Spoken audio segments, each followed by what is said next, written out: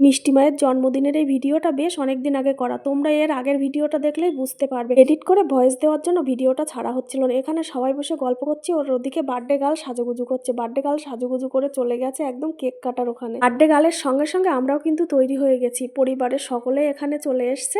এবার একটু birthday girl ছবি টবি তুলছে। আর এই দেখো, এটা আমার ছোটদি। আর ওই যে পিছনে দাঁড়িয়ে হাসছে, ওটা মেজদি আর বড়দি। সবাই কিন্তু আমরা এখানে আছি। এবার হবে কেক কাটিং, তারই প্রস্তুতি চলছে। মিষ্টি মা তো খুবই খুশি। আর মিষ্টি মা জানো তো খুব অল্পেতেই খুশি। এই জন্মদিনের অনুষ্ঠানটা পালন করেছে একদম নিজেদের কাছের লোকজনকে নিয়ে। বার্থডে গার্ল কিন্তু এখন কেক খেতে আর খাওয়াতে ব্যস্ত।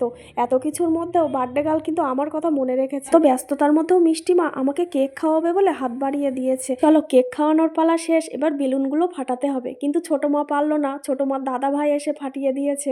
আর ওর মধ্যে অনেক চকলেট আছে। চকলেটটা খাওয়ার থেকে আমার মনে হয় কোরাতেই বেশি আনন্দ।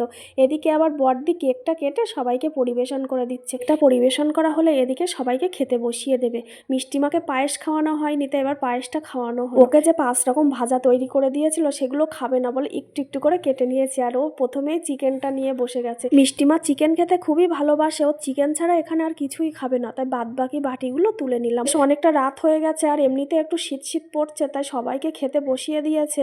এই যে সবাই খাওয়া দাওয়া করছে, চলো আমরাও খাওয়া দাওয়াটা সেরে নিই। গতকাল যে যার মতন বাড়িতে চলে যাব, তাই রাতেই খাওয়া দাওয়ার পরে গিফটগুলো খুলে দেখছি কি কি পেয়েছে। মিষ্টিমা কিন্তু বেশ ভালো ভালো গিফট পেয়েছে। দুটো গল্পের বই, ওয়াটার কালার, এখানে কফি মগ পেয়েছে, আবার দুটো রিস্ট ওয়াচ পেয়েছে, টিফিন বক্স, নানান রকমের গিফট পেয়েছে। গিফটগুলো বেশ সুন্দর হয়েছে আর দেখে ও খুব খুশি। আর গিফট পেলে বড়রা তো খুশি আর ছোটরা তো খুশি হবে। আরও বেশ কিছু গিফট পেয়েছে, সেগুলো আর ক্যামেরাবন্দি করা হলো না। গিফটগুলো দেখার পরে সবাই বলছে একটু গিফটগুলো আমাকে একটা একটা করে দে, তাই রাগ করে ব্যাগের মধ্যে নিজেই গুছিয়ে নিচ্ছে।